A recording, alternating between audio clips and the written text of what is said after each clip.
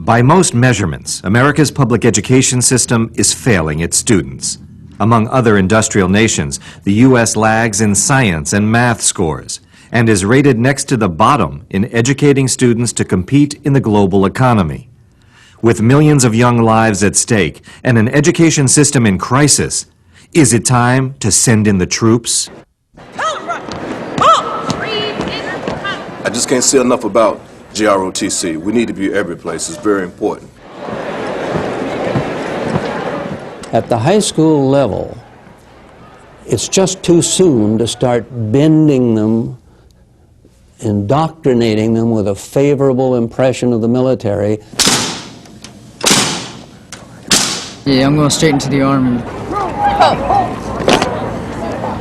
We're teaching citizenship. We're not teaching, or we're not recruiting people to come into the service. Today on America's Defense Monitor, Junior ROTC, the military in America's high schools.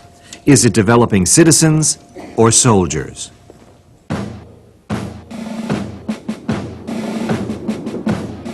A changing world. Changing priorities. A changing concept of security.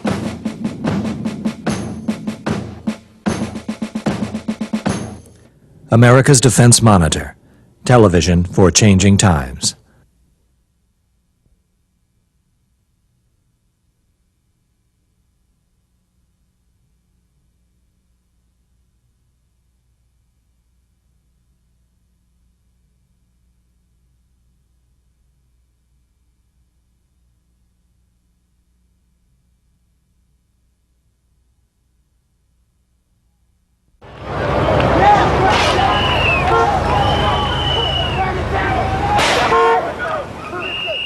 April 1992. Los Angeles is burning. The verdict in the Rodney King trial was the spark that ignited this city into flames and violence. As the images of destruction spread across the United States, Americans were reminded of the desperation and rage that lies at the core of our inner cities. The riots moved General Colin Powell, then chairman of the Joint Chiefs of Staff, to reflect on how the military could help confront the dangers of America's mean streets. General Powell looked to an already existing military program, the High School Junior Reserve Officers Training Corps, or Junior ROTC, and called for its expansion. Junior ROTC originated in 1916 as a response to an international conflict. World War I was raging in Europe. To help the United States mobilize for war, Congress passed the National Defense Act of 1916, which established the College Reserve Officers Training Corps, or ROTC, and the High School Junior Reserves Officers Training Corps, JROTC. A War Department memorandum at the time stated that Junior ROTC was established to, quote, inculcate students with respect for and loyalty to constituted authority, and to give basic military training. In 1992, with America at war with itself, Junior ROTC was expanded to help mobilize for a different kind of battle. Tom Wilson is the acting Deputy Assistant Secretary of the Army for Military Personnel Management and Equal Opportunity. I think General Powell saw it probably as one way the military could contribute to the situation, particularly in inner cities. And the focus of the expansion was to be on, I hesitate to use the term at-risk kids, but kids who would otherwise be called at risk. Congress responded to General Powell's initiative with legislation that allowed for the future expansion of JROTC from 1,500 units to 3,500 units. The budget jumped from $76 million a year in 1992 to close to $173 million in 1996. But the expansion of the military's presence in public high schools has not come without controversy. I can't understand why we have to indoctrinate our high school children, young adults, with this idea of military service when they're only 14 years old. I find a major contradiction in our society today where we're defunding civilian programs and we're slashing budgets for inner city youth, for midnight basketball leagues, for all kinds of drug counseling and rehabilitation programs, but yet there is money available for the military to come into the schools. Junior ROTC classes, or units, are taught by retired military officers. But critics claim junior ROTC instructors serve more as recruiters than educators. Yes, the military, junior ROTC has the military flavor to it. But it's just a matter of using that flavor to put things into perspective, okay? We're teaching citizenship. We're not teaching, or we're not recruiting people to come into the service. Lieutenant Colonel Clyde Henderson, a 22-year veteran of military service with a master's degree in international relations, is an Air Force junior ROTC instructor at Frank Ballou High School in Washington, D.C. But just as I take this blue uniform into a neighborhood like Southeast Washington, okay, we use it as a tool that says, hey, I've got a unique group of people. I've got a unique opportunity here. Junior ROTC units are open to 9th grade students 13 years or older who receive non-academic elective credit for participating in daily one-hour classes. Classroom work with textbooks is combined with military drill, marching, plus optional activities such as summer trips to military bases.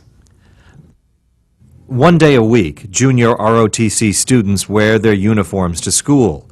During the 1995 school year, some 333,000 participated in 2,300 junior ROTC units. Enrollment has more than tripled since 1992. As the program evolved over the years, it has moved to be one that is less oriented towards the military per se, and is mostly all oriented towards leadership and citizenship now. Lieutenant Colonel Mike Hayes heads the High School Directorate of the U.S. Army Cadet Command. We have expanded program in terms of what career objectives, career planning the cadet may move into as they move through and after high school.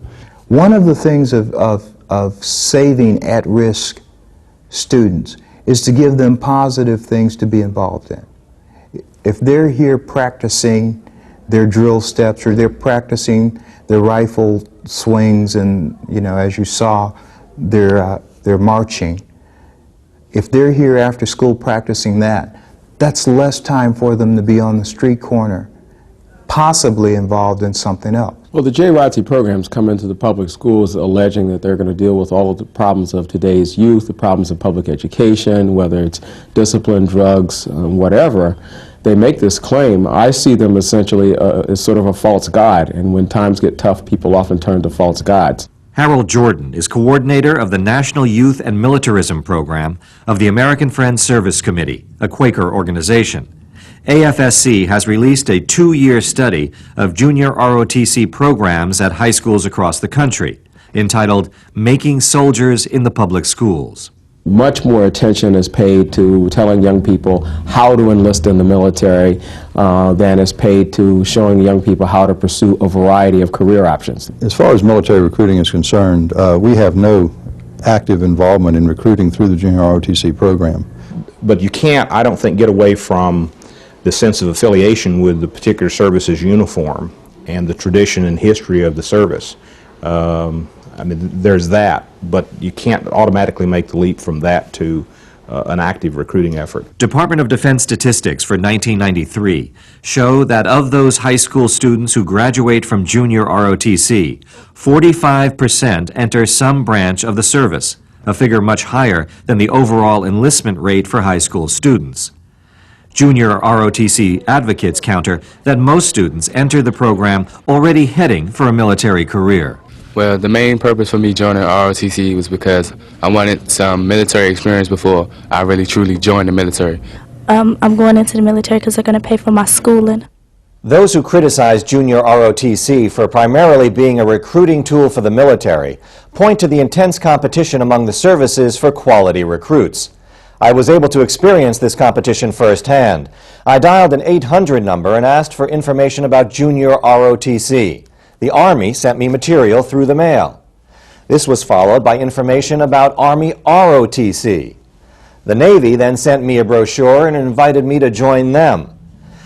I also got material from the Marines. They sent a letter that said, "Dear Ira, we are pleased to learn that you want to know more about becoming a United States Marine." This was followed by a visit to my home by a Marine Corps recruiter. My wife asked him if they really wanted to try and help a 47-year-old man be all that he could be. Critics believe that the military uses junior ROTC to expand its pool of young enlistees by promoting the program to poor school districts heavily populated with minority students. For example, statistics cited in the AFSC report show that 65% of junior ROTC units are clustered in southern high schools. Critics feel that by singling out the military as a career option, junior ROTC shifts many students away from other careers that could be more lucrative and less dangerous. The problem with that is that it sends a message to the young people, the parents, the teachers of the schools, that these children are not worth being seriously educated, that the school district and the government would rather put its resources into a program which in effect tracks young people into the military than it would to put its money into programs that improve the overall educational quality. The AFSC report found that minority student participation in junior ROTC is approximately 54% nationwide, largely because of where the units are clustered. Let me tell you another reason why I think we're there. Many of the young people who used to come into the Army use the Army as a stepping up process to better themselves and to gain a skill and move on. Many of those people, young kids who were in the inner city, don't have that opportunity anymore because recruiting stations have been closed. While junior ROTC has officer training in its title, approximately 7 out of every 10 graduates who enter the military immediately do so as enlistees. Supporters focus more on the immediate educational payoffs of the program. The program enhancements over the years have seen students improve in areas such as graduation rates, grade improvement, attendance, and also a general sense of confidence and well-being and involvement in activities. The statistics that we've been able to measure to date are primarily in the graduation rate area, where we average program-wide about a 5% increase above the normal school graduation rate. In some school systems, this can vary as much as 15 to 20% difference. Some of them say 20 and 25%. But in our research and dealing with the military directly, we have found that they have not done systematic studies of this. And I think that's a fair criticism. There has not been, in my mind, a rigorous examination of the one that would stand up to statistical, inferential scrutiny, a rigorous examination of the value of the program. The AFSC analysis of the Army's JROTC program found that students spend at least 3 times as many hours in drill as in any other activity. When I joined this course in my first semester, all we did seem to do is march, watch war films, learn about the uniform, how to wear it correctly. Lavelle Williams, a former junior ROTC student, was speaking out in opposition to the expansion of the program before a city council committee meeting in Washington, D.C. Barbara Ween, the director of an international coalition of peace educators, also appeared at the hearing. The military has played very honorable roles in our country's history, but one role they should not be playing in our society is that of the education of our youth.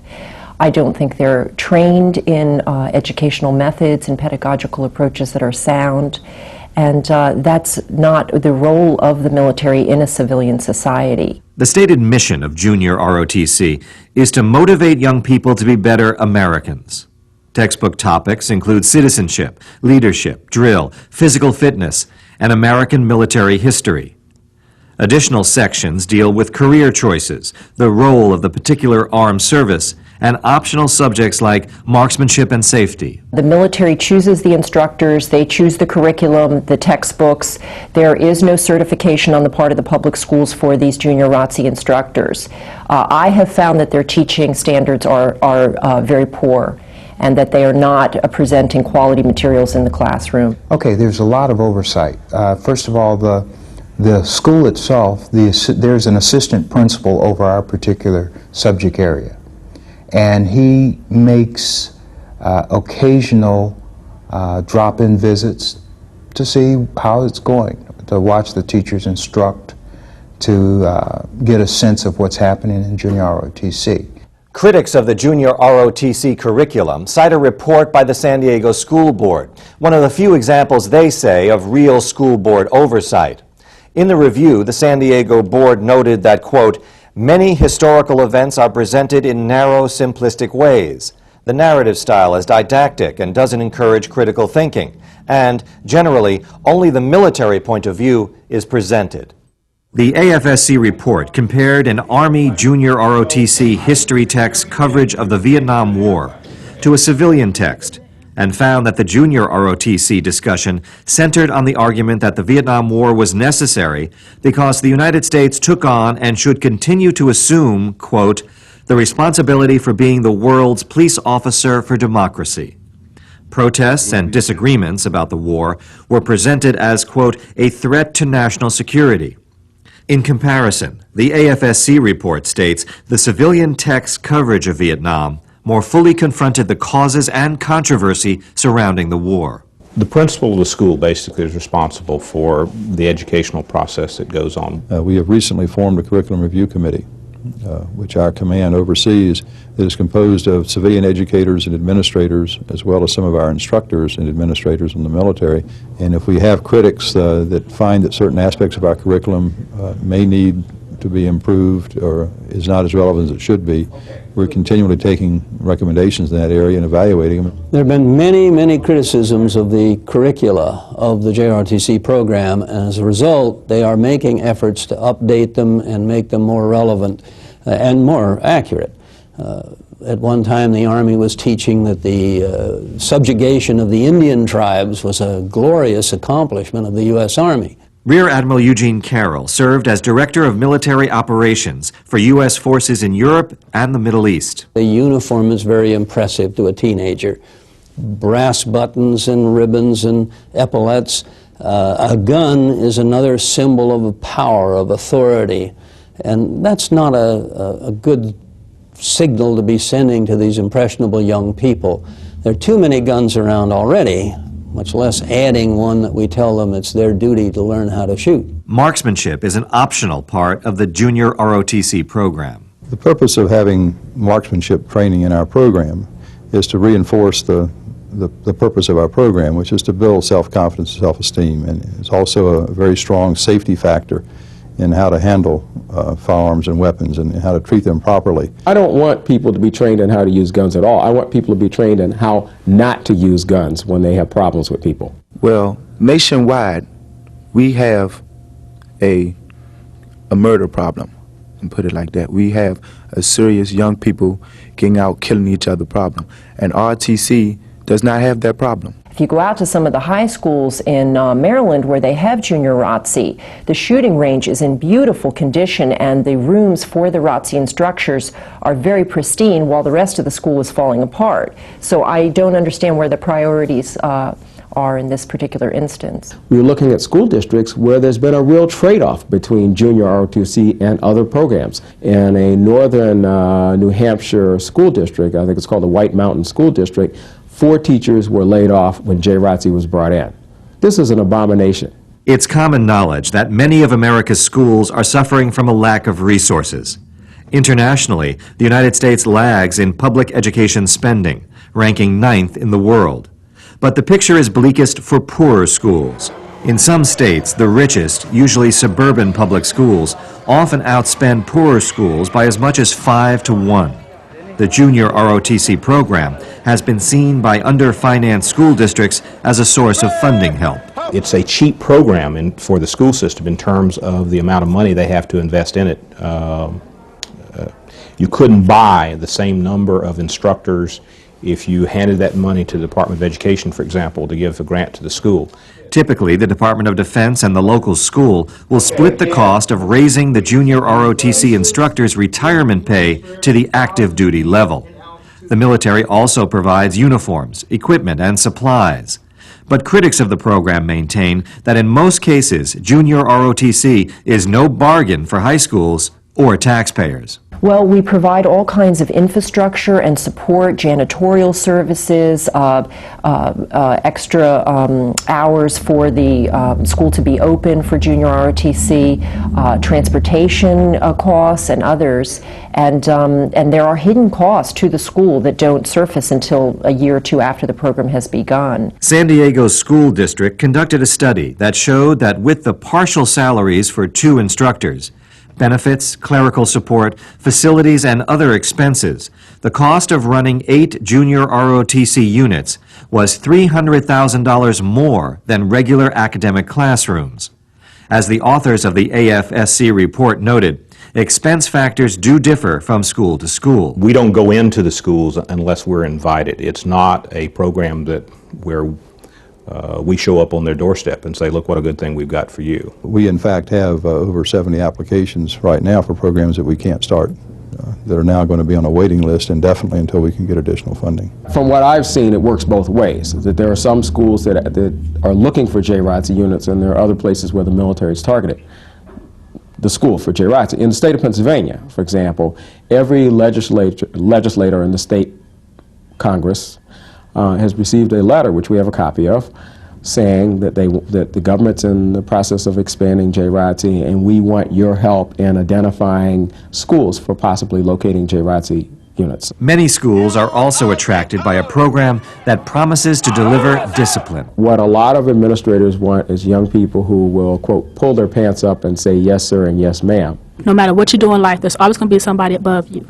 They teach you how to follow orders, give orders, and work with your peers. The military has taken the position of, since education should be our #1 priority, we've got some funds, not enough funds, but we've got some funds that we will put toward education, toward helping those students that are at risk. They're not going to be able to keep the children who are truly at risk in these programs. They don't maintain their school attendance, they don't maintain their grades, and therefore they're not eligible to participate in the JROTC program. Well, I have dealt with at-risk children a lot in my neighborhood. We're setting up peace patrols in the schools, in the neighborhoods. We teach young people peer mediation, how to deal with their anger, how to deal with some of their most conflicted emotions, how to talk and communicate and creatively solve problems with other young people in the school. As with our society in general, America's schools have become increasingly beset by violence.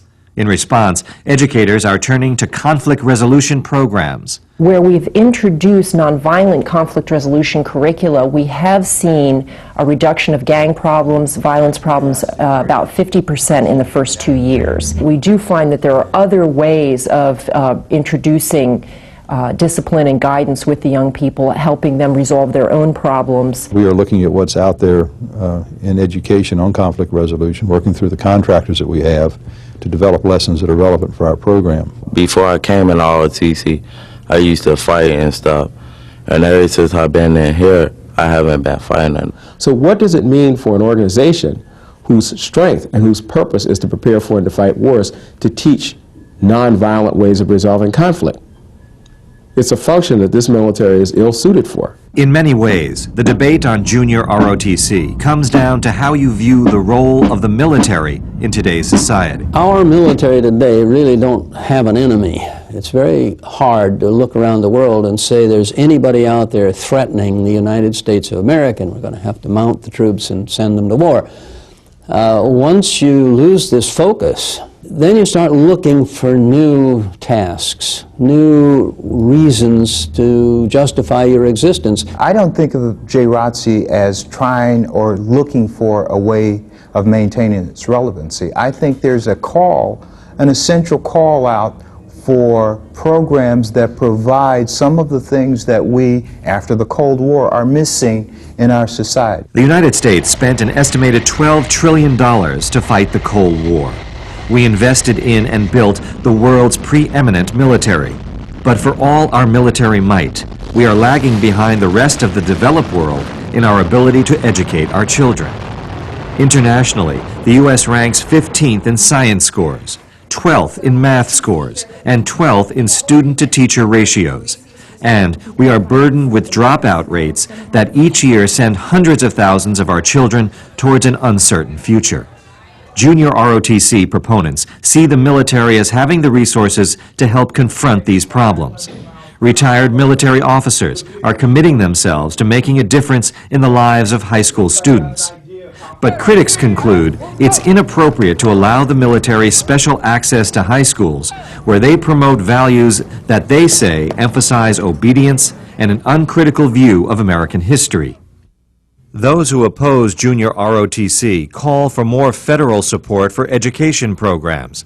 And they perhaps note with envy that in 1995, the United States spent nearly as much on the military as it spent on all these other federal programs combined. The basic programs that are in the school really need more adequate funding. There's no question about that. We need lower class sizes. We need expanded electives opportunities. If we're educating children to be young military scientists, know how to march and shoot, that's one way to spend money. If you use it to set up a computer training center and train children to be computer literate and to be able to enter the workforce in a constructive role, you get another return. Well, I have found some really exciting programs around the country that offer an alternative to junior ROTC. Some of them are working with Habitat for Humanity in the inner cities to rebuild homes for the elderly and homeless. It's given students an enormous sense of pride. RTC's goal is not to train people to go into the military, but it's to give them discipline and some sort of citizenship, you know, a feeling of togetherness. That's what we have here. More money is being made available for military programs in our high schools. But those who look to the federal government for increased support for educational alternatives face a hostile climate. Congress is currently considering major cutbacks in federal education programs, and Republicans in the House of Representatives have called for the elimination of the Department of Education. You have just seen conflicting viewpoints on a controversial issue. The future of JROTC should rest with the school boards throughout the country and your influence over them. For America's Defense Monitor, I am Jack Shanahan.